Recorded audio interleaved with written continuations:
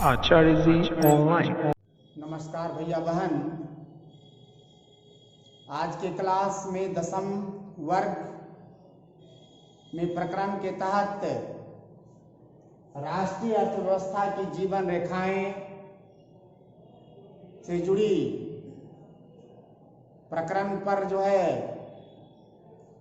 हम लोग जानकारी प्राप्त करेंगे। अर्थात राष्ट्रीय अर्थव्यवस्था की जीवन रेखाएं, life line of national economy प्रकरण पर हम विस्तृत चर्चा करेंगे। राष्ट्रीय अर्थव्यवस्था की जीवन रेखाओं में किस किस कारकों का योगदान है, इस पर भी हम लोग विस्तृत रूप से जानकारी प्राप्त करेंगे। अगर हम राष्ट्र को धड़ अगर मानते हैं, शरीर मानते हैं, तो उस राष्ट्र को व्यवस्थित रूप से संचालन के लिए एवं उस राष्ट्र के अंतर्गत जितने लोग जीवन यापन करते हैं उनके तमाम प्रकार की सुख सुविधा उपलब्ध कराने के लिए हम रक्त का उदाहरण दे सकते हैं। अर्थात शरीर रूपी राष्ट्र को चलाने के लिए रक्त की जरूरत होती है और वह रक्त अर्थव्यवस्था कहलाती है। जिस देश की अर्थव्यवस्था जितनी मजबूत होगी वह राष्ट्र उतना ही सशक्त, समृद्ध एवं विकसित होगा। वह राष्ट्र अपने लोगों का हर प्रकार की जन सुविधाओं से जुड़ी, जन आकांक्षाओं से जुड़ी वस्तुएं एवं सेवाएं उपलब्ध कराने के लिए तत्पर रहेगी।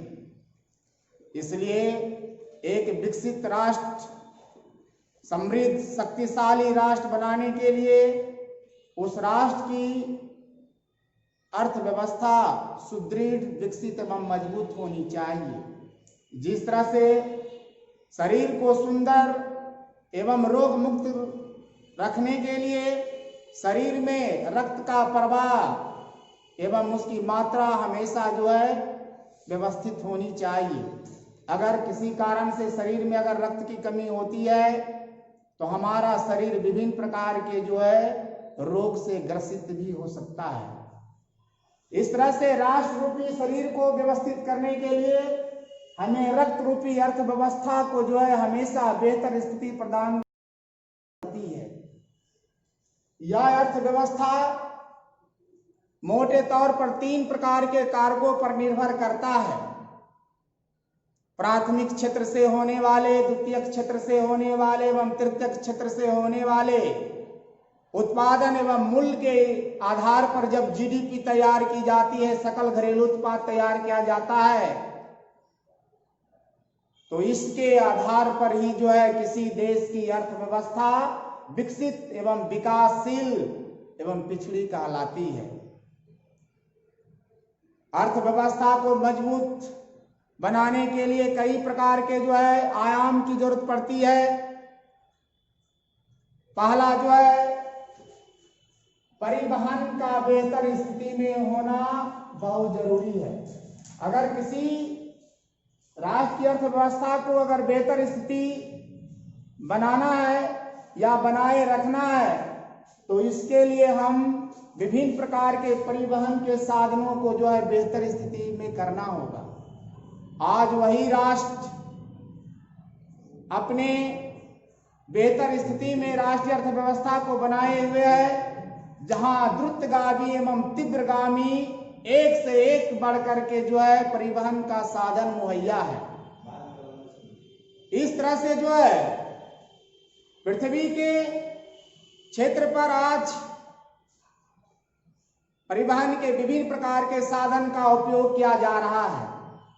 स्थल परिवहन के रूप में, जल परिवहन के रूप में, वायु परिवहन के रूप में आज कई प्रकार के मीन्स ऑफ ट्रांसपोर्ट का उपयोग किया जा रहा है। स्थल परिवहन में सड़क मार्ग, रेलवे लाइन, पाइपलाइन का उपयोग किया जा रहा है।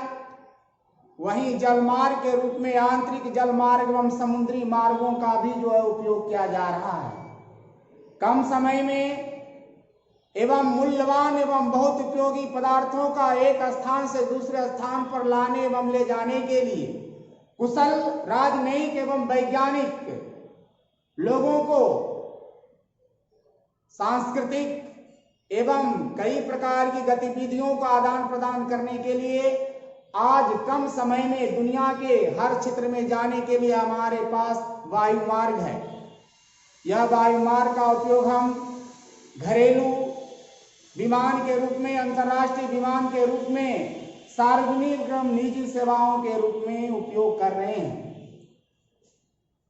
अर्थात परिवहन यह एक माध्यम है जो किसी भी प्रकार के वस्तु एवं पदार्थ को एक स्थान से दूसरे स्थान पर लाने एवं ले जाने का कार्य करता है। इस तरह से बेहतर परिवहन को व्यवस्थित करने के लिए हमारे पास विज्ञान एवं उच्च तकनीक का भी होना बहुत जरूरी है। विज्ञान एवं उच्च तकनीकी के साथ साथ अगर हमारे पास बेहतर संचार प्रणाली होगा, जितना बेहतर संचार प्रणाली का उपयोग आप परिवहन के विभिन्न प्रकार के साधनों में करेंगे, विज्ञान एवं प्रौद्योगिकी का इस्तेमाल जितना आप करेंगे, उतना ही प्राथमिक क्षेत्र के उत्पाद को द्वितीयक क्षेत्र में जो है लाने ले जाने एवं द्वितीयक क्षेत्र के सामान को, पदार्थ को सेवाओं के माध्यम से उपभोक्ताओं तक पहुंचाने का जो है कार्य करेंगे। इसलिए परिवहन के साथ साथ हमारे पास सशक्त जो है संचार प्रणाली का भी होना बहुत जरूरी है। वहीं जो है विज्ञान एवं प्रौद्योगिकी का भी जो है होना बहुत जरूरी है।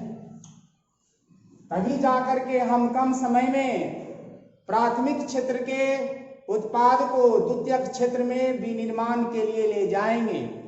और जब द्वितीयक क्षेत्र के विनिर्माण में जब वह वस्तु भारी मात्रा में तैयार होगा तो पुनः उपभोक्ताओं तक लाने के लिए विभिन्न प्रकार के सेवाओं का इस्तेमाल किया जाएगा।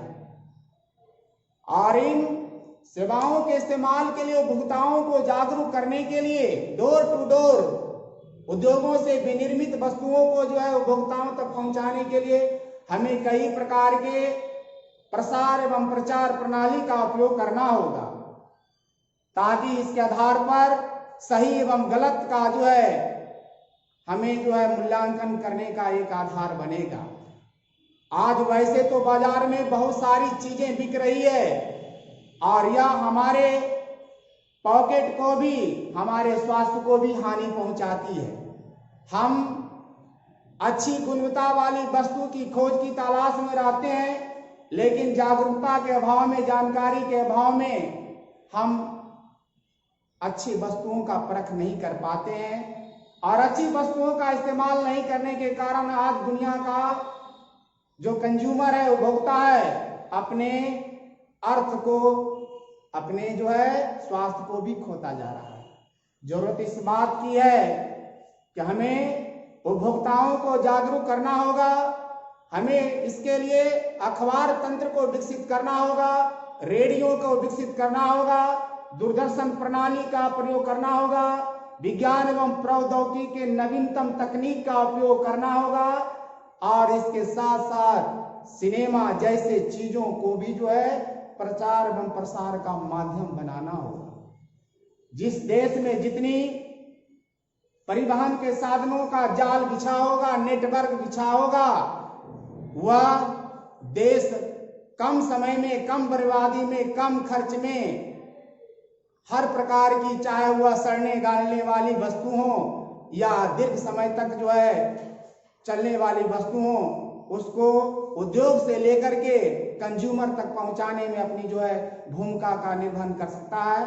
इसलिए अगर हम राष्ट्र की अर्थव्यवस्था को मजबूत करना चाहते हैं तो हमें परिवहन का जो है घना जाल बिछाना होगा। उसके साथ साथ हमें जो है संचार प्रणाली अपनानी होगी एवं विज्ञान एवं प्रौद्योगिकी का इस्तेमाल जो है सही तरीके से करना होगा। तभी जा करके जो है हम अपने वस्तु, पदार्थ, सेवाओं को एक स्थान से दूसरे स्थान पर कम समय में लाने एवं ले जाने का कार्य कर सकते हैं। गृह कार्य के रूप में जो है आप नोट कर लेंगे, परिवहन के महत्व को अपने शब्दों में लिखें। धन्यवाद।